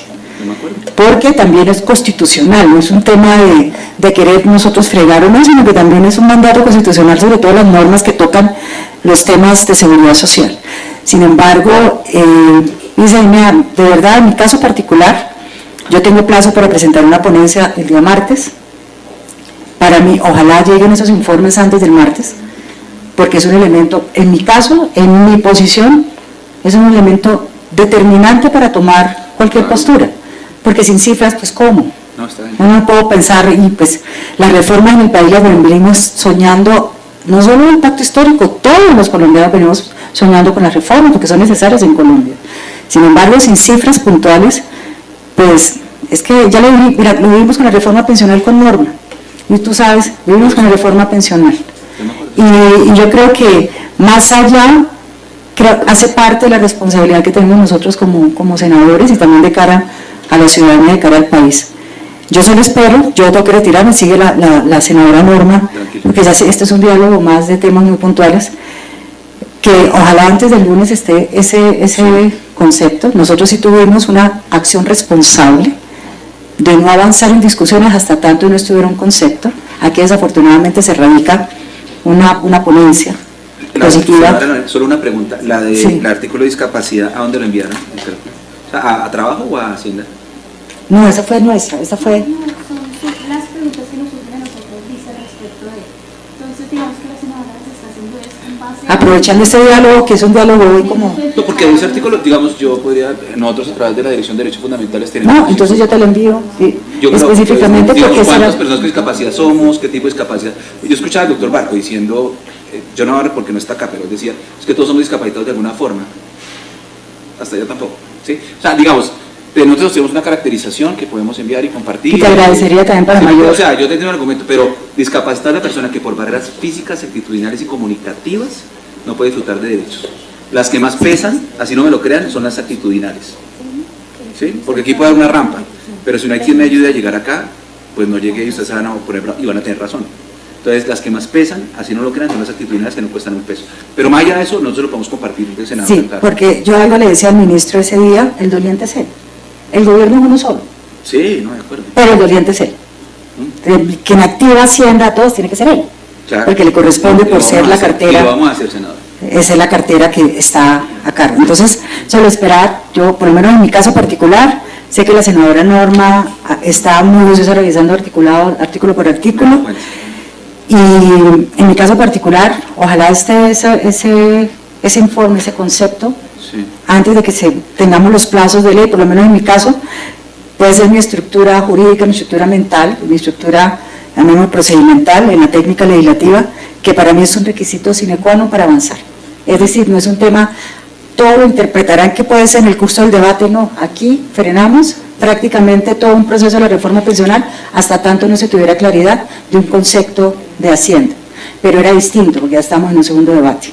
Entonces, en mi caso particular, que es, ojalá antes del lunes se absuelvan, porque, y gracias Norma por traer todas las antecedentes de peticiones, porque es que no es hoy, estos son temas que ya venían solicitándose, y este es un debate que ya es el tercero, quiere decir que gobierno, que es uno solo, estos temas se supone que desde el primer debate ya tuvo que estar, por lo menos previsto, se supone. Yo también vengo del Ejecutivo, entiendo que se supone que estos temas, antes de abordarse en una discusión legislativa, ya debió haber estado por lo menos un proyecto inicial o un documento previo. Doctor Coronel. Una cosa muy breve, senador, antes de que se vaya. Cuando hablamos ahorita, lo decía yo, el tema de la proporcionalidad para los análisis de las cifras, sobre todo el impacto de los empleados públicos, ¿sí? O de lo que llamaríamos eso, una aproximación rápida y sencilla para tener eso puede ser la siguiente: de los 23 millones de ocupados que tenemos en Colombia, 2.7 hacen parte de lo que uno llamaría pues el sector público. Eso significa más o menos, mal contados, pues un 8 y algo %. A partir de ahí uno puede empezar a derivar, estoy haciendo unas cuentas muy elementales, pero un poco para cuánto podría ser entonces lo que significaría eso, porque no todo el mundo va a tener, insisto, no todo el mundo va a tener recargo, no todo el mundo va a aplicar a lo que significaría los elementos sustantivos de la norma en costos. Entonces, porque hay asuntos que también no son cuantificables, las negociaciones, etcétera, eso no es cuantificable. Sí, no. Bien. Bueno, no, vaya Sí, que lo que decía, vaya. entiendo lo que dice, pero ojalá hubiéramos tenido las cifras, así fuera un estimativo de ese porcentaje chiquito. Eso es lo que, porque pues la pregunta, ustedes son los economistas, ustedes son los de las cifras. Nosotros somos aquí los que revisamos la Constitución, revisamos la ley y la conveniencia o no un proyecto de ley. Estamos con el ente rector, que siempre he dicho, les tocó cargar con esa situación, les toca, pero es que aquí son cifras, y si cifras no se tienen, muy complicado, sobre todo porque es una reforma social, no es simplemente un proyecto de ley con el cual uno tiene incluso, desafortunadamente como congresista, muchas veces el argumento, esperemos en el tránsito del proyecto, que llegará el informe. No, este tema no. Este tema tiene unas particularidades, incluso que es lo que tú planteabas, se planteaba por parte de tu equipo, el marco fiscal de mediano plazo, o sea, no es un tema que se esté aquí trayendo, no, es un tema que la ley lo obliga. Entonces, esa es la preocupación, en mi caso particular. La preocupación es que pues son elementos que no son negociables, son elementos, requisitos indispensables para poder tomarse una decisión. Nosotros, por lo menos en el caso particular, me dieron un plazo en esta mesa directiva que se vence el martes. Yo ojalá pueda tener el martes los elementos, si no, pues definitivamente no se cumplen. Para mi caso particular, unos presupuestos necesarios para poder estudiar incluso o poder avanzar en un debate de la reforma. Muchísimas gracias. Va a estar la senadora Norma. Senadora, te solicito poder adjuntar también lo que pueda hacer. Si yo, no, eso te lo voy a dejar. Listo. Va a estar mi equipo acá acompañando. De verdad, muchísimas gracias. No, y yo quiero decirles que vamos a estar hasta las 5. Yo debo regresar a Cali. Tranquilo. Doctor Coronel, cosas que ya el viceministro sabe que a mí me inquietan, fruto como de la dinámica propia que se vive aquí en el Congreso, pero me obligó a estudiar este fin de semana, me debe una. Porque en los grandes rasgos nuestros, de todo lo que se estudia en la oficina se estudia de todo. Eso es, mejor dicho, tenemos multiplicidad de cosas en la oficina para estudiar. Usted acaba de decir que revisáramos que la demanda agregada la estaba impulsando el crecimiento del salario mínimo en los hogares colombianos. Bueno, dentro de lo que nosotros hemos estado mirando de tasas de crecimiento con los informes entregados por ustedes, nosotros tenemos otras concepciones. Por ejemplo, que el gasto de los hogares en el cuarto trimestre del 2024 creció en el 0.3 y creció mucho más el gasto público desbordado, porque usted sabe que quien ha movido el gasto ha sido el sector público, han sido ustedes, que nos ha indicado un crecimiento de ese gasto de cerca del 1.6%. Y pues obviamente porque tenemos una deuda de cerca del 60%, que para nuestro gusto, para el gusto de los economistas que están alrededor de mi oficina, debería estar en el 55% del PIB, pero como me la tiro así tan rápido, entonces la estudiamos, venimos con más argumentos para cuando estemos en el debate, porque ahí tendríamos una discusión amplia. Y sumado a la disminución de las tasas del Banco de la República, que no fueron muy significativas, pero que también permitieron que esta demanda agregada tuviera allí un movimiento. Pero no nos vamos a poner en esa ahora, porque imagínense. Como dirían ustedes en comisión, un derecho de réplica pequeño. Una réplica pequeña. No pequeñita. No, es una mesa técnica y sí, la gracia es también estas consideraciones. El análisis de un trimestre no es la mejor forma, digamos, de aproximar. Entonces, no, fue un ejemplo. Claro, es un ejemplo, pero inclusive análisis un poco de series más largas. Y ojalá, para poder con una serie larga, ver tendencias. Okay. En comisión tercera vez en Senado discutiendo reforma tributaria, no estaba yo en el gobierno, estaba en el Congreso, y discutiendo eso, hay una frase de Leonardo Villar y secundada por José Antonio Campo en ese momento, que me parece que sintetiza muy bien, y es el llamado en ese momento a comisión tercera de Senado diciéndoles ojo con los análisis de coyuntura, que a veces los hacen muy cortos del tiempo. Entonces, primero eso, y segundo lo siguiente: la deuda, en efecto, como ustedes lo vieron en el plan financiero que se acaba de actualizar y se lo presentó el ministro, la deuda que esperábamos estuviera en el ancla del 55 sube al 60. Nadie quisiera que llegara al 60, claro, nadie. Y llegamos al 60, alguien dijo, Leonardo Villar dijo en estos días en un debate que tuve con él en un conversatorio, y dijo Leonardo Villar, volvimos a 60 sobre el tema de pandemia. Sí, pero bueno, que no dejen por fuera este tema. Llegamos al 60 producto de que la deuda que estamos pagando 2023, 24 y 25 viene justamente de pandemia, no todo el crédito de pandemia, pero sí parte de eso. El Ricardo Villa insistió bastante, ojo con el crédito de los 5.700 millones de dólares del fondo. Entonces, parte de la deuda. Y lo segundo que no se ha dicho, no, para explicar la deuda, porque la gente quiere saber de pronto eso, y lo segundo es, ojo, que nos tocó en la ley del cupo de endeudamiento, lo que llamó Ricardo Villa en su momento es sincerar la deuda en el sentido de que había deuda que estaba por fuera del cupo. Se pagaba, pero no liberaba cupo. Por eso vinimos al Congreso, se aprobó la ley de endeudamiento, se aumentó el cupo, y lo que hicimos fue, deuda que se pagaba, se incluyó, hoy se paga, y el impacto pues lo estamos viendo en el rubro de deuda, porque estaba por fuera. No estoy hablando del FEPEC, que es deuda no financiera. Allí tendríamos otro espacio, porque pues para el gusto del equipo, haber utilizado las transacciones por única vez, un mecanismo que nos dejó allí un sinsabor, una manifestación pues de un fenómeno que quisiéramos que no se volviera a repetir. Estamos estudiando, quiero decirle que este gobierno, el doctor Ricardo Bonilla y el nuevo ministro me han puesto a estudiar qué es una transacción por única vez, de dónde salió eso, por qué lo hicieron, qué acomodamos ahí. Eso es como cuando uno acomoda la tarjeta de crédito y suba y baje a los niños del colegio. Entonces lo de la transacción por única vez será largo.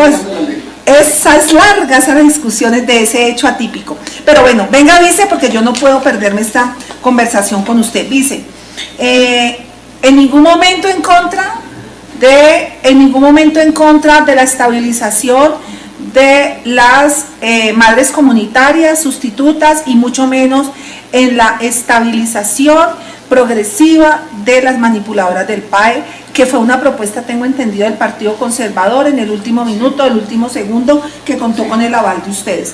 Yo sí le pido, mi vice, que por favor hable con el ministro de Educación, hable con la directora del ICBF. O sea, aquí no solamente podemos venir a aprobar proposiciones porque son muy populares, sino porque son proposiciones que tenemos cómo responder ante ellas. Creo que ahí no hay ninguna observación, ¿cierto, vice? Simplemente poder buscar esa posibilidad. Sí, porque esa es progresiva. Porque la de la madre comunitaria sí está, es roja, que de hecho está pegando. Por eso ustedes no preguntamos por la del parque, por la de madres comunitarias. La incluyó al final, pero... No, pero estoy preguntando por las dos. Sí, esa temprano, digamos, no subestimarla, pero es más demandante para, o sea, es más importante para más relevante el análisis del padre en este momento, tiene más urgencia. También. Y allí dice, quisiera que tuviéramos el último diálogo de esta tarde, quisiera, vice, que conversáramos de la monetización, sí, en los dos aspectos, en el crecimiento de la monetización, en esa incertidumbre, duda, preocupación de que pase. Yo no sé si ayer el doctor Coronel, debe decir Coronado, el doctor Coronel tenga alguna observación en la medida de que se nos ha alertado de que se está constituyendo en un impuesto indirecto, y pues el SENA como tal no está respondiendo con el número de aprendices solicitados por las empresas. Y tengo el último dato que me arroja, y si el director del SENA, claro que esta es respuesta a SENA, ¿no?, del director de promoción. El director de promoción le hizo una pregunta clara, puntual y concreta.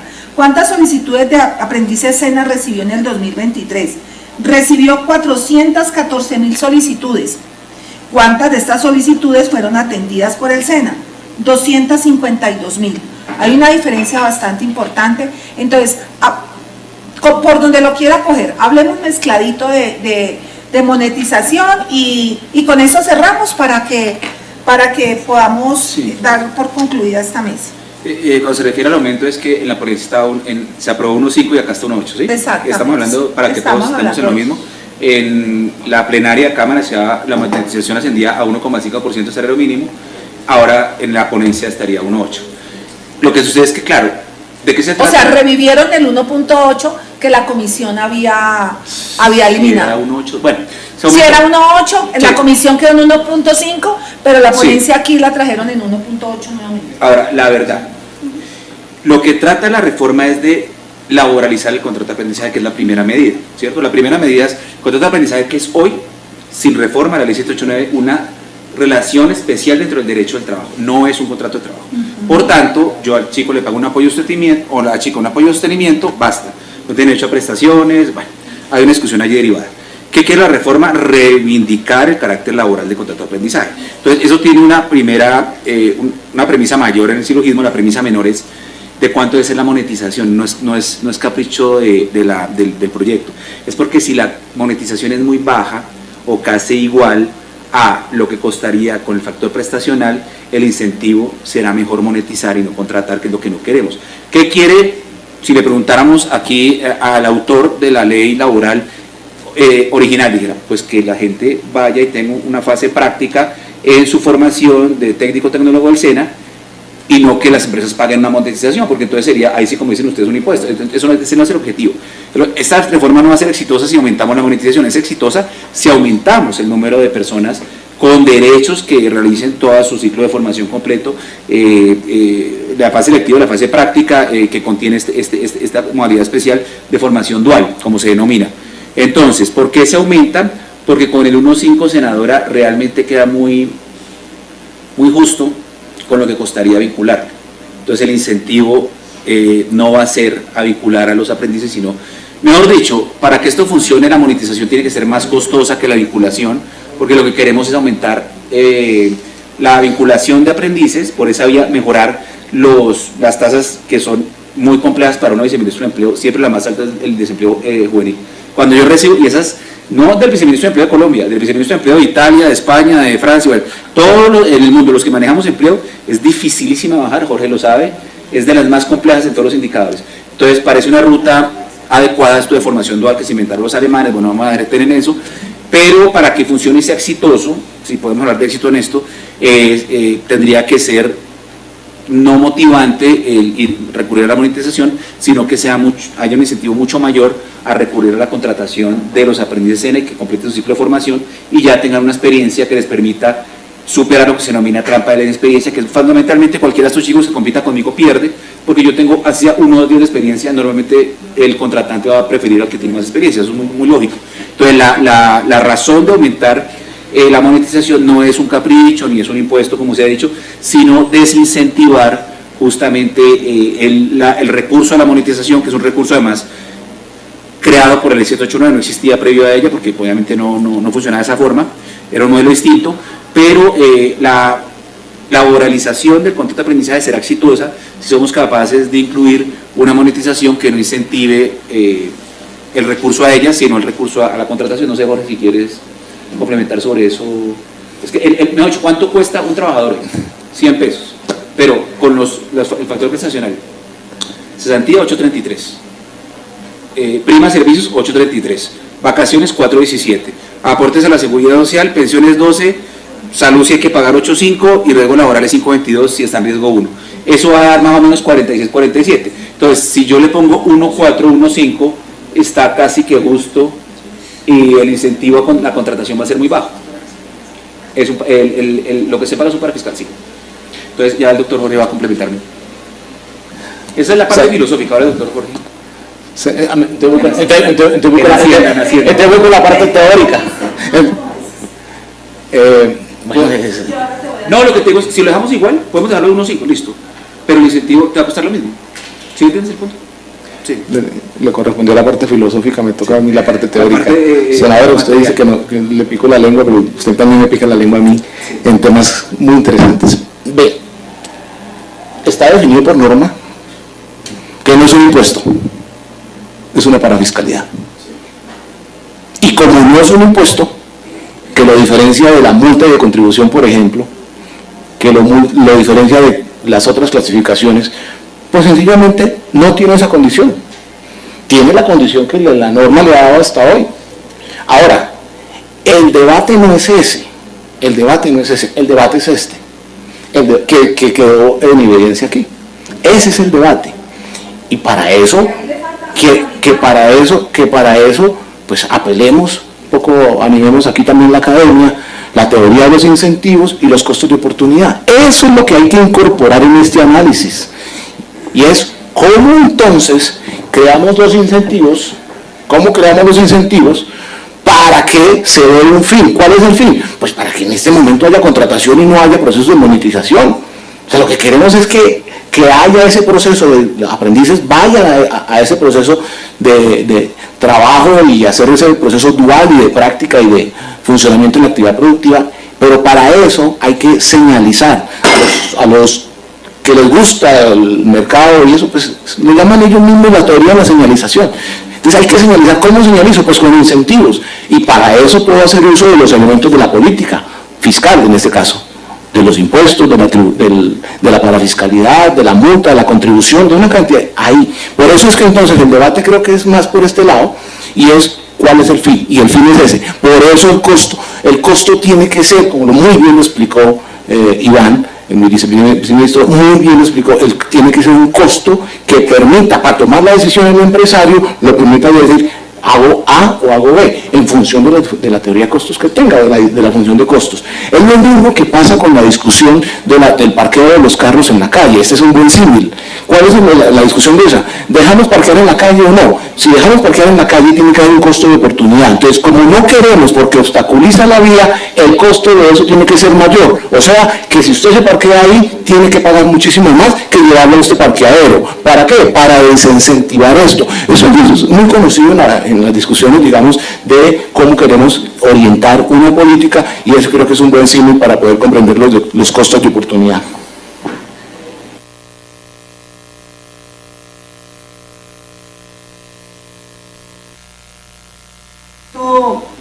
Abordé mal la pregunta cuando lo situé en el espectro de los impuestos.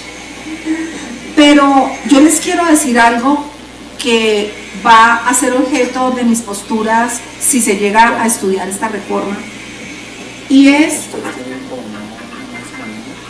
que, si bien es cierto, legalmente no es un impuesto, se convierte, voy a llamarlo así, se convierte en un aporte, en un parafiscal, como usted bien me lo explica, pero en un parafiscal recurrente y permanente ante una situación. Déjeme termino, doctor Coronel, déjeme termino.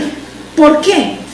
Porque es que usted me está incrementando la monetización y estamos vendiéndole una postura muy clara a explicar o a sustentar que el empresario, me lo acaba de decir usted, tiene dos opciones: o el joven o monetiza.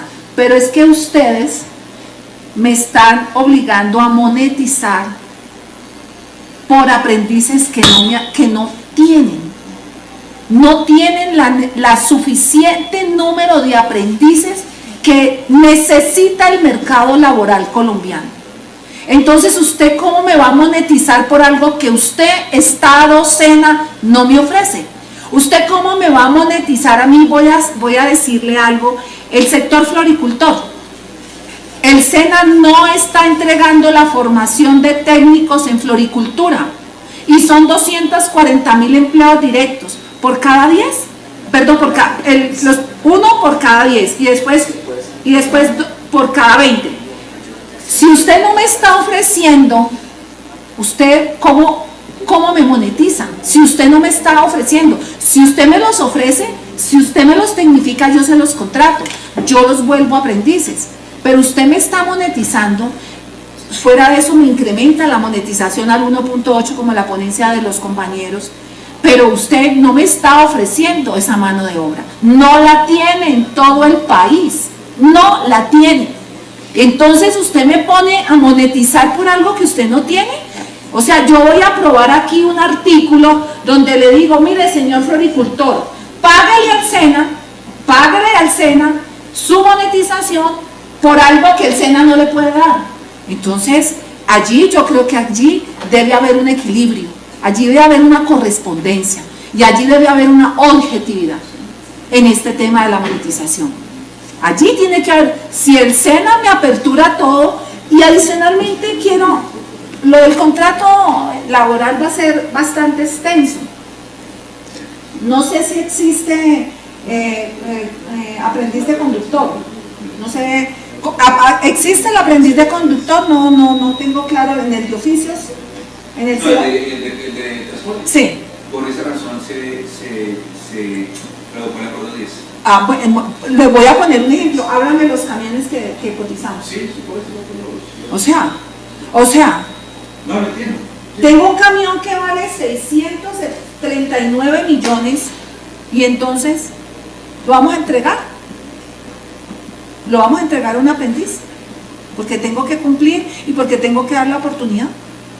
Esas son cosas que aquí se tienen que hablar, porque es que el discurso y la propuesta, pues usted es de su gobierno, eso fue con lo que ustedes ganaron, y obvio, aquí se llenará de jóvenes del SENA, y abajo se llenará y gritarán, eso, tranquilos que para eso estamos enseñados, pero aquí se va a hablar lo que es.